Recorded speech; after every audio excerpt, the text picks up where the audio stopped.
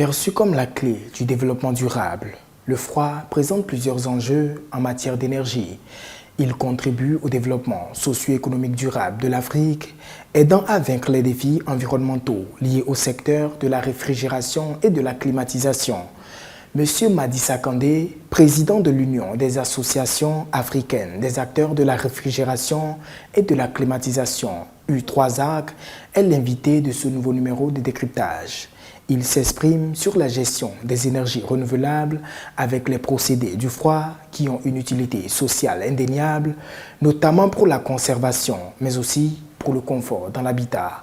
Monsieur Sakandé, bienvenue sur Africa 24. Quels sont les principaux défis auxquels est confronté le secteur africain du froid et de la climatisation en termes d'adoption de pratiques durables? Alors, il faut dire que les premiers défis d'abord, c'est la connaissance du secteur.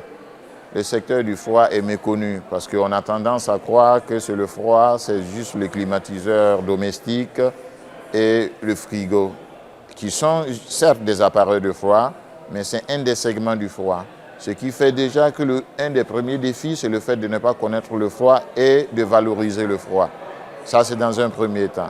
Dans un second temps, le froid, les appareils du froid, pas le froid en tant que tel, sont énergivores en Afrique parce que ce ne sont pas des appareils conçus pour l'Afrique, parce que le froid n'existe pas, c'est le transfert de la chaleur. Et on a conçu ces appareils-là pour utiliser dans des milieux où il y a moins de chaleur. Par conséquent, si vous importez ces appareils chez vous, ça consomme plus de courant pour pouvoir vous transférer une quantité de chaleur qui est supérieure à la chaleur de conception. Voilà des défis déjà. Et bien sûr, le manque de formation, parce que beaucoup de pays africains n'ont pas de centres de formation dans le domaine du froid. Donc la majeure partie ceux qui existent dans le secteur du froid, ce sont des gens qui ont appris dans le tas. Donc ils ne connaissent pas les principes de la thermodynamique, ce qui fait qu'ils ne savent pas installer de façon professionnelle le froid. Donc il y a pas mal de problèmes. Il aurait fallu avoir l'ordre des techniciens du froid dans chaque pays, comme on a l'ordre des architectes, l'ordre des ingénieurs, l'ordre des docteurs, tout ça, pour que le froid soit un secteur vraiment respecté et qu'il puisse contribuer justement au développement socio-économique durable de l'Afrique.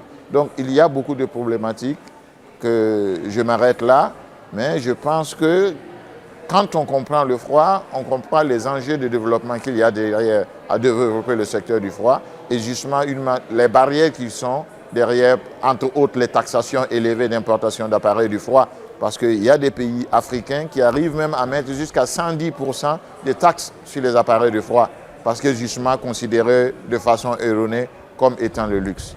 Comment l'U3AC encourage-t-il l'utilisation de technologies éco-énergétiques dans le domaine du froid et de la climatisation en Afrique? Alors, vous voyez, l'Afrique, c'est un continent béni de Dieu. Et vous avez le soleil de 5 h du matin jusqu'à 19 h dans certains pays. Donc, minimum 12 heures, vous avez l'énergie gratuitement, c'est-à-dire le soleil. Et c'est l'énergie renouvelable. Nous, le froid, à travers son compartiment, qui permet de conserver les denrées alimentaires qui constituent l'activité de 80% de la population. En utilisant les espaces libres, nous pouvons bien sûr avoir des centrales photovoltaïques qui produisent de l'énergie propre, qui vont alimenter les groupes frigorifiques qui seront installés dans les chambres froides pour la conservation des denrées périssables pour l'agroalimentaire africain. Donc pour atteindre l'autosuffisance alimentaire, créer de l'emploi pour la jeunesse et bien sûr créer le développement tant désiré par les Africains.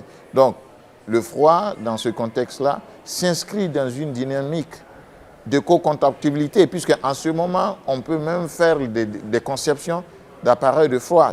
D'ailleurs, on l'a déjà fait, des appareils de froid conçus pour l'Afrique, qui peuvent fonctionner dans nos climats et qui consomment moins de courant. Donc, justement, qui peuvent être utilisés avec l'énergie photovoltaïque ou l'énergie éolienne, en tout cas, toutes les énergies renouvelables qui peuvent et qui doivent être développées en Afrique. Avez-vous des exemples de projets réussis en matière de froid et de climatisation durable en Afrique? Comment ces projets ont-ils été mis en œuvre et quels sont les résultats? Alors oui, nous avons fait des projets déjà au Burkina Faso. Comme je vous disais tantôt, nous avons fait une conception de chambre froide qui peut fonctionner avec l'énergie solaire.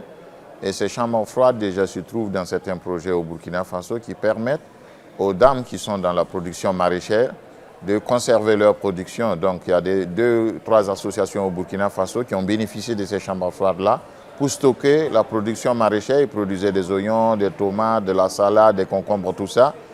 Après 2-3 jours après la récolte, ils étaient obligés de jeter parce qu'ils n'avaient pas de possibilité de conserver. Maintenant, avec les chambres froides, ils ont les produits conservés pendant plusieurs semaines. Ils arrivent à écouler tout doucement, ce qui les évite les pertes. Et ils ont plus de revenus économiques. D'ailleurs, ce sont des réalités qui existent au Burkina Faso. Et bien sûr, ce sont des associations qui regroupent des femmes déjà d'ailleurs en situation de vulnérabilité. Ça leur permet d'avoir des revenus pour le foyer, pour l'école des enfants. Et en tout cas, ce sont des exemples qui nous encouragent parce que c'est un travail qui impacte. Quelles sont les perspectives d'avenir pour le secteur africain du froid et de la climatisation en termes de développement durable? Quelles sont les prochaines étapes envisagées par votre association pour promouvoir la durabilité dans ce domaine? Les perspectives, je dirais, sont bonnes parce que quand vous partez de zéro, et tout ce que vous engrangez, c'est du positif. Alors, comme je vous disais d'entame, les défis, c'est la méconnaissance du froid. Mais grâce à vous, les médias, en passant le message, les décideurs vont commencer à comprendre. Les décideurs à tous les niveaux, politiques, économiques, financiers et autres, vont commencer à comprendre que le secteur du froid, c'est un secteur d'avenir pour le continent africain. Ils vont commencer à investir. Donc, ça va créer, bien sûr, un engouement et un développement du continent. Donc, je dirais, au temps actuel où nous sommes, avec la communication, l'avenir, je dirais, on aura un avenir en rose, si vous voulez, dans le domaine du froid, et que bien sûr, ça va porter à une Afrique libre et prospère, qui est autosuffisante. Et bien sûr, on n'aura plus ce problème que nous vivons aujourd'hui. Parce que si vous pensez que l'Afrique, qui est le continent berceau de l'humanité, on continue à mourir sur ce même continent de la première maladie de l'être humain, c'est-à-dire la faim, c'est parce qu'on n'a pas compris l'importance du froid. Sinon, on n'allait pas avoir encore des gens qui meurent en Afrique à cause de la famine. Monsieur Madissa Kandé, président de l'U3AC, nous vous remercions d'avoir répondu aux questions d'Africa 24. Chers téléspectateurs, merci de nous avoir suivis et à très bientôt pour un prochain numéro de décryptage.